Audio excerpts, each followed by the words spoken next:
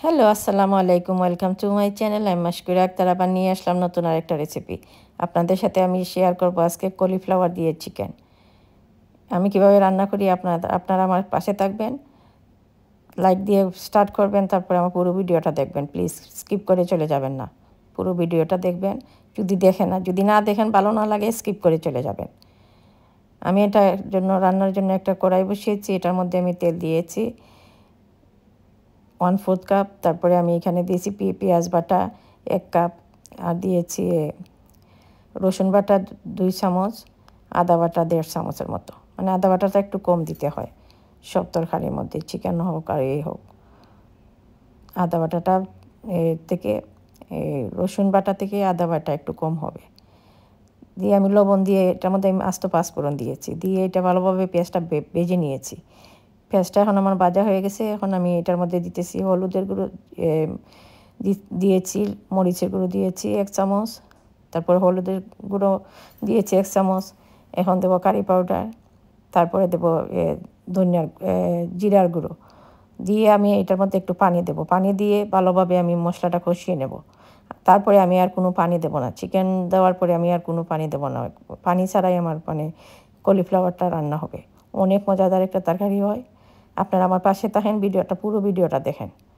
সবাই রান্না করে, সবার রান্না একরকম হয় না, ডিফারেন্ট রান্না হয়। তাই আমার রান্নাটা আপনারা পুরো ভিডিওটা দেখবেন। দেখলে বুঝতে পারবেন যে আমি কিভাবে রান্না করি। আমার রান্নাটা আপনারা শিখতে পারেন। চিকেন লাভবান হবেন, অনেক মজা হয়। আমি যে তেজপাতা ডালচিনি এগুলো আমি দিই না। আমি এই যে পাঁচফোড়নের এটা দিয়ে আসতো, পাঁচফোড়নটা এটা আমার হয়। অনেক মজাদার তরকারি হয়। এটা রেস্টুরেন্টে পারবেন আমার মতো রান্না করতে। এইভাবে রান্না করেন আমার মতো, তারপরে খেয়ে বললেন যে সত্যি বলছি কি না। আমার মশলাটা ভাজা হয়ে গেছে। এখন আমি চিকেনগুলো ছেড়ে দিতেছি। চিকেনগুলো ছেড়ে দিয়ে তারপরে আমি এটাকে ডেকে রাখবো। চিকেনটা কুক হয়ে গেলে তারপরে আমি কলিফ্লাওয়ারগুলো ছেড়ে দেবো। কলিফ্লাওয়ার তো নরম থাকে, বেশি জাল দিতে হয় না। এটার মধ্যে আমি কোনো পানি দেবো না। চিকেন থেকে যে পানি বাহির হবে এই পানি দিয়ে কলিফ্লাওয়ারটা সিদ্ধ হবে। কলিফ্লাওয়ার থেকেও বাহির হয় একটু। এটাকে বলে ফুলকপি। আমি কলিফ্লাওয়ার বলতেছি।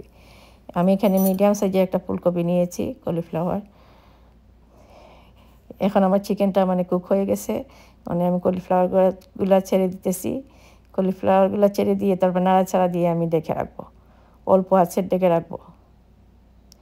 এটা বেশি দেবো না, আঁচ দেবো না, তাহলে কলিফ্লাওয়ারগুলো ভেঙে যাবে। এটা রাঁধতে হলে অনেক কেয়ারফুলি রাঁধতে হয়। এটা অনেক সেন্সিটিভ। এই কলিফ্লাওয়ারগুলো অনেক নরম থাকে। তাই আমার ভাঙা হলে আমার ছেলেমেয়েরা খাবে না। যেভাবে আস্ত কলিফ্লাওয়ার থাকবে ওরা অনেক ভালো পায়। তাই আমি চিকেনটা মাঝে মধ্যে কলিফ্লাওয়ার দিয়ে রান্না করি। আমার অলমোস্ট ডান হয়ে গেছে। আবার ডেকে দিলাম। তারপরে আমি এখন ধনিয়া পাতাগুলো ছেড়ে দিতেছি। তারপরে হয়ে যাবে আমার কলিফ্লাওয়ার তরকারি। কেমন লাগলো আমার রেসিপিটা? যদি ভালো লাগে লাইক কমেন্ট করে শেয়ার করে দিবেন। সবাইকে দেখার সুযোগ করে দিবেন আমার মতো রান্না করার জন্য। আমার রান্নাটা আমি আমার মতো রান্না করি, অনেক মজার রান্না হয়। আমার মনে হয় না রেস্টুরেন্টে এরকম রান্না করে বলে হয়ই না আমার মতো রান্না। আমরা তো রেস্টুরেন্ট থেকে খাই এভরিডে। এই দেখেন কি লোভনীয়। ভালো থাকেন, সুস্থ থাকেন। আল্লাহ হাফেজ।